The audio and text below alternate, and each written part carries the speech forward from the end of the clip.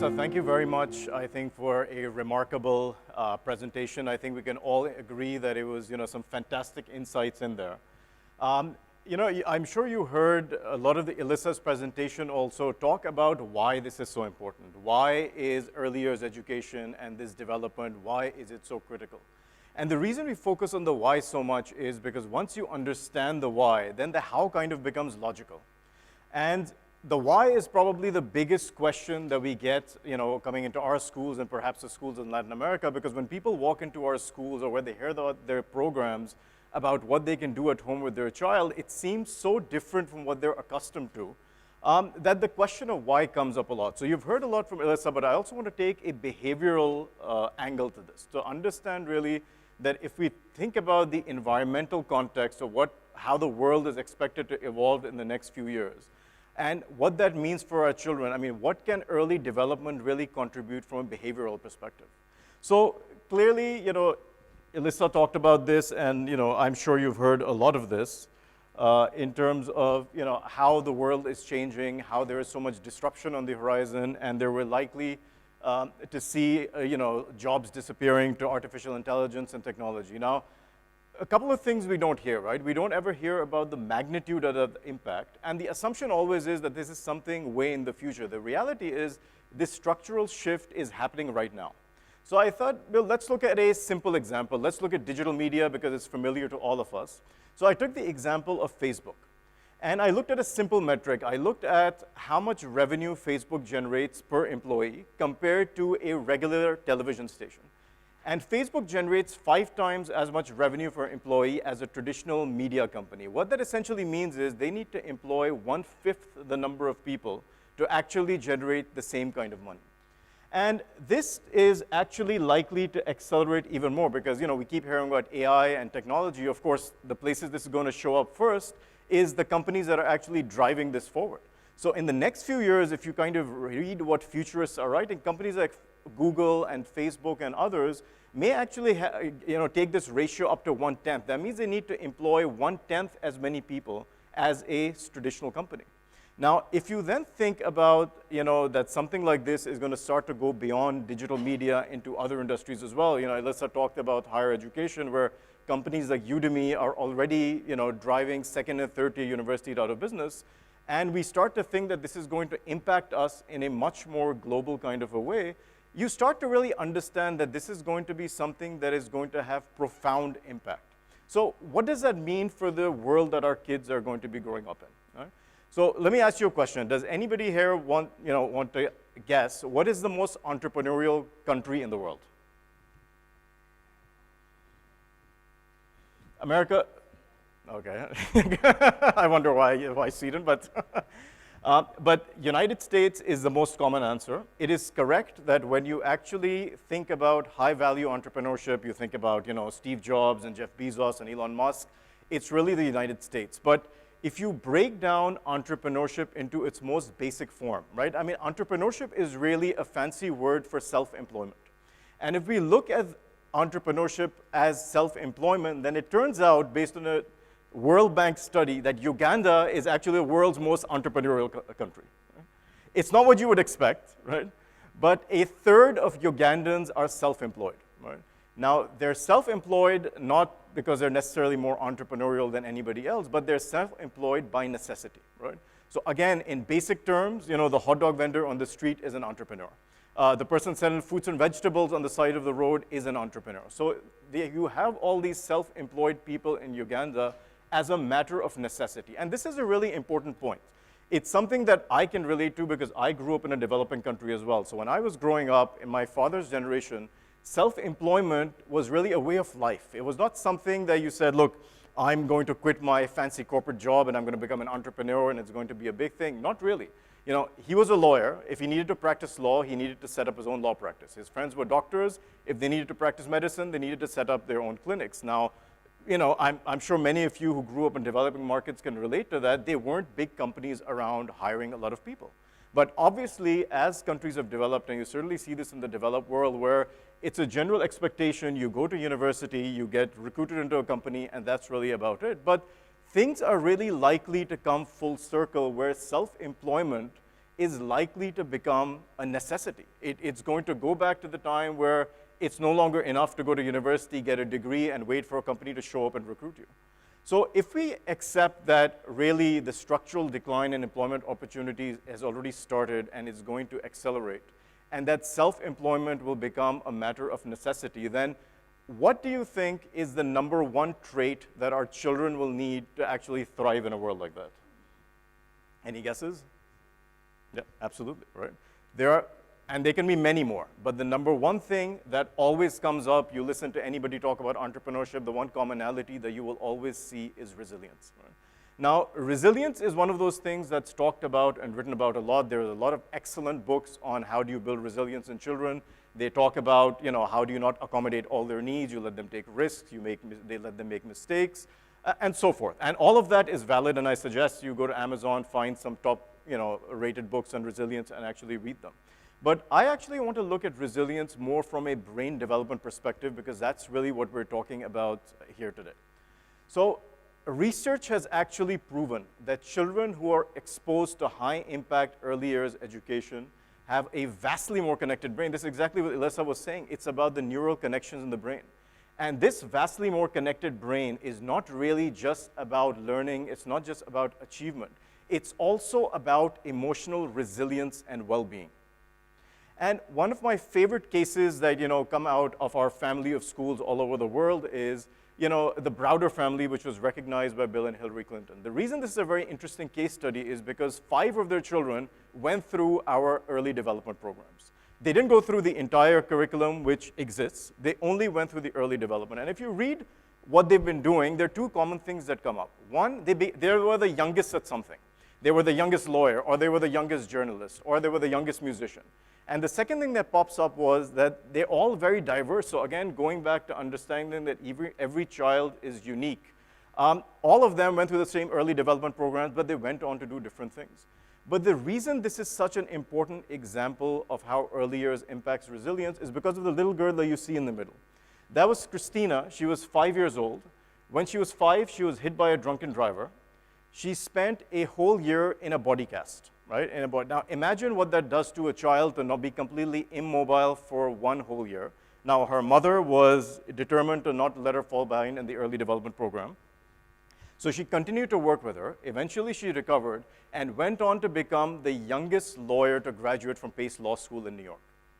So to me, that is a fantastic example of how resilience can actually be hardwired in the brain in early childhood. So for all the other wonderful things that we're talking about, what early development does in terms of achievement, in terms of learning, in terms of curiosity, we can actually hardwire resilience in the brain at an early age. If we continue with the same example, and again, Elissa touched on this earlier, that yes, we're seeing job losses, but it's actually also a redistribution of jobs. So Facebook, again, if we continue with that example, it's projected that they've created a mini economy around them and have created, depending on the source, 2.5 to 4.5 million jobs, right? But the fact that these jobs have been created is no consolation to all those people in media and advertising who lost their jobs, because all these jobs are technology jobs for app developers and so forth. But the reason this is really important is to really understand the level of adaptability that is even required today, but the fact that this is going to accelerate by the time our kids come into the workforce, that, just imagine sometimes, how difficult it feels to say, okay, I'm going to reinvent myself and go into another career.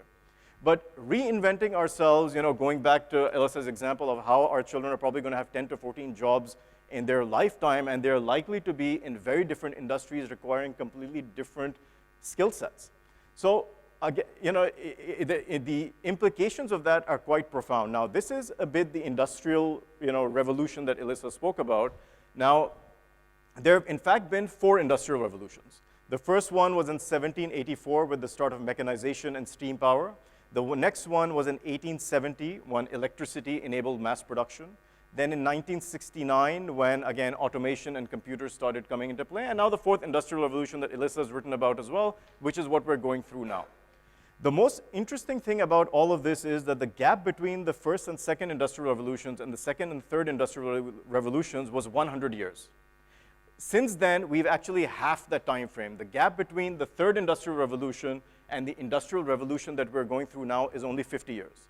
And if you read about what futurists are writing about this, they think that the pace of disruptive innovation is going to continue to accelerate. So the next disruptive cycle is going to be in 20 years. The one after that in 10 years, the one after that in 5 years, and eventually in the next 30 to 40 years, we're going to get to a stage where the world is in a state of constant flux.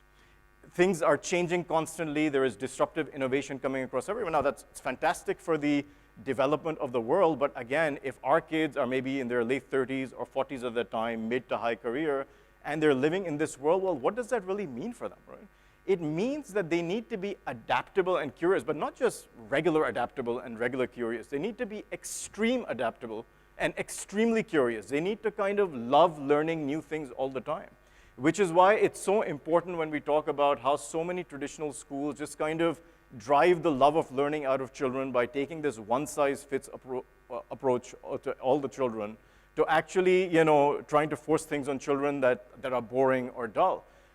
That love of learning, that curiosity is going to be absolutely critical as we go forward, and that extreme adaptability that maybe the media guy can become the app developer or the AI engineer or something else, because that is really what the world is going to require of them. So how do you create adaptability and curiosity? Well, diversity of exposure creates adaptability and curiosity.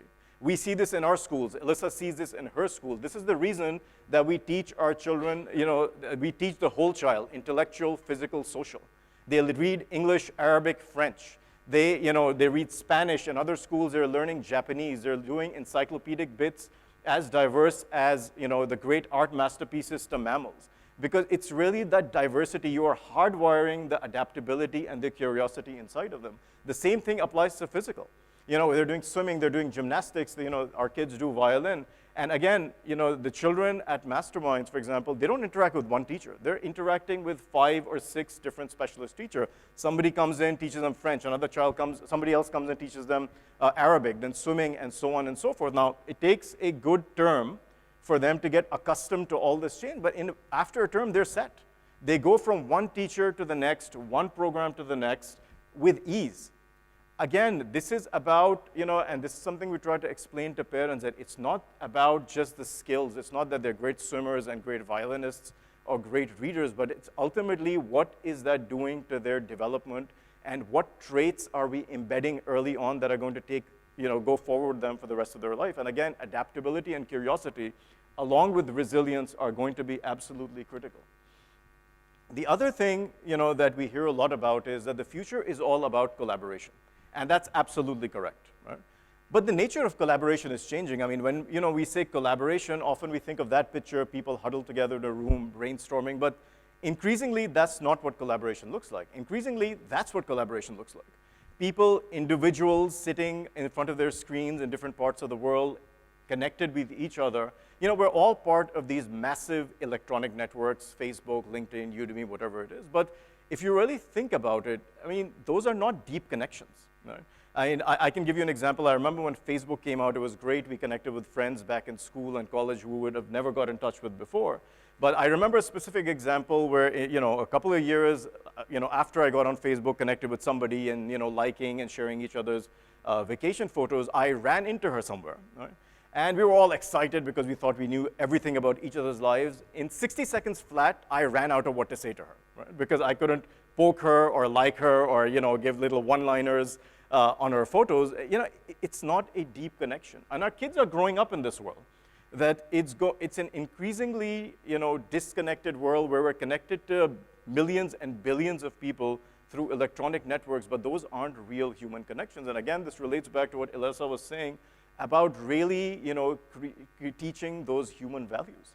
So, diversity is easy, right? I mean, we're in Dubai, so, internationally, that's a picture from our International Day. That is easy, but one of the things that we also talk about in our schools is random acts of kindness. We have Kindness Week all the time. Our teachers talk about, empathy and, being kind to others, and this is absolutely crucial. Because ultimately, the human skills that all of us took for granted, because for us, it was a necessity, right? We had to empathize with other people. We needed to develop emotional intelligence. We had to be able to connect with each other to work. Our kids will grow up in a world where that is not necessary. They can just be on their phones or their computers and connected to people all the time, so we have to teach that empathy to them.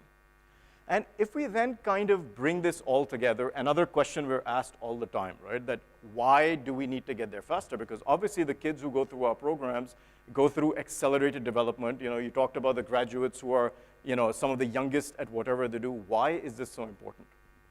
Well, we can take a macro view and a micro view. From a macro perspective, I mean, if you think about a big innovator like Steve Jobs, when, you know, somebody like a Steve Jobs dies, everybody says, you know, everybody's upset, and they say, well, just imagine what Steve Jobs could have contributed to the world if he had another 10 or 20 years. Right?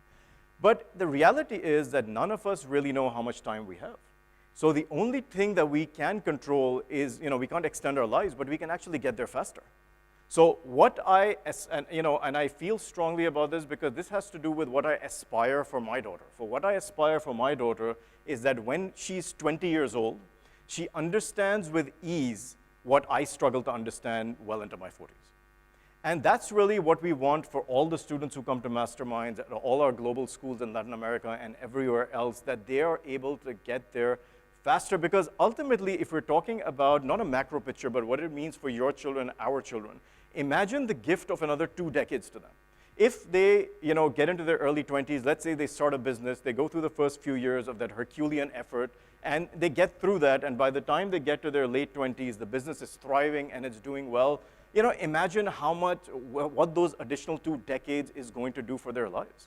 So, you know, let me give you, you know, my favorite example, because, you know, that's my daughter. So our daughter was, you know, our pilot project with these programs, and, you know, the school was meant to be for her, but it took much longer to, you know, build them here. So we did a lot of this stuff with her at home, you know, before the school was built. And we built that enhanced comprehension that we're talking about. Now, why is that enhanced comprehension important? Why is it important that now she's in 6th grade and she's 11 years old, and when they do assessments in school, she is actually shown to be reading at the level of an 18-year-old? That comprehension is important because you can then start to introduce much more complex knowledge, right? So that's a picture of her at the Tony Robbins event that happened in Dubai a few weeks ago, and we took her there, right? We took her there, and she sat through many hours, and she took all that stuff in. Tony Robbins was passing by. That's him, you know, passing by her, and even he was stunned for a second to see a child that young in the audience. We had to actually get special permission from the organizer to take her there. But we knew she was ready, and if she retained even a fraction of this, it's going to have a tremendous impact on our lives. This is why early comprehension is important.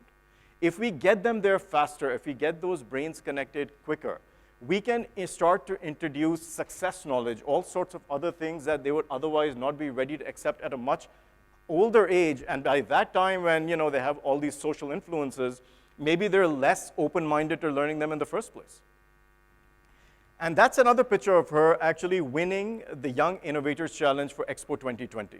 So Expo 2020 asked all the schools to actually contribute innovation ideas, and she came up with a cool suit, a self-contained cool suit that actually helped construction workers to stay warm in the sun. Cool in the sun.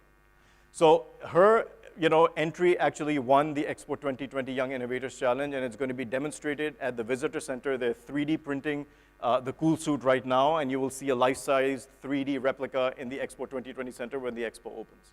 But the reason I love this is it's not just about the innovation of it, it's also about the empathy of it, and it goes back to the humanity that we were talking about. Because, you know, again, it's not something, you know, the one kindness week that we have or the other things we talk about them at school, because it's the messages that we are giving to her every day at home as well, and this is important for parents to do as well.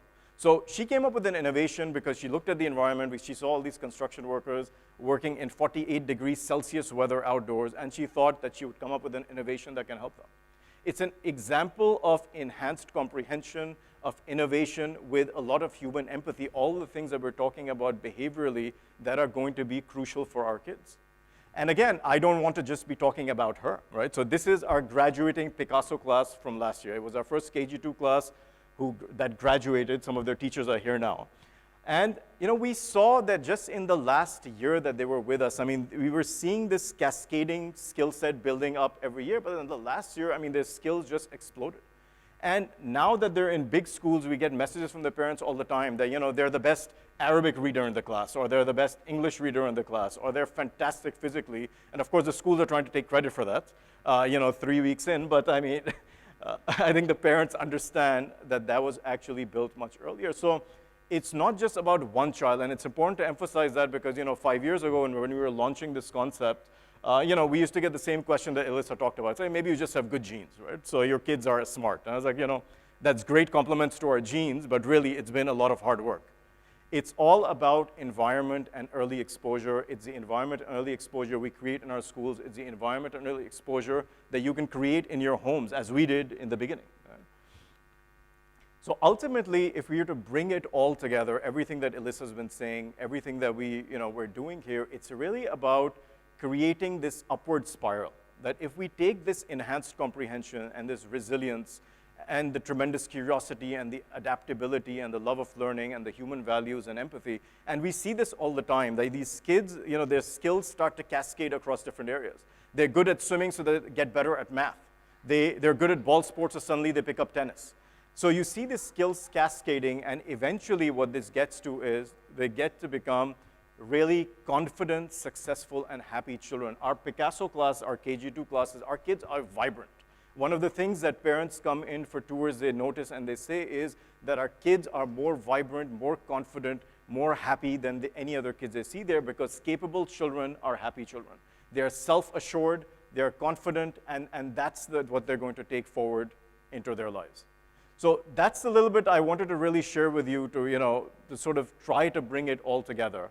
About why early years development is very important. And yes, we want to talk about our schools, but we also want to talk about how parents and what you can do at home because there's really a lot that parents can do at home. So thank you very much for coming. Thank you for staying. And special thanks to Alyssa, who took 3 planes from Mexico to get here. Thank you very much for that insightful talk, and we hope to have you back here very soon.